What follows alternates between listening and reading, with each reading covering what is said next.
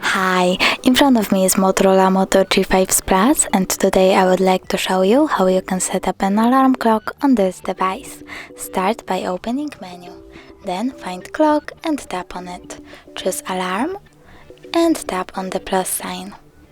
Now you can set up an hour, choose AM or PM by tapping on one of the options, and lastly click OK.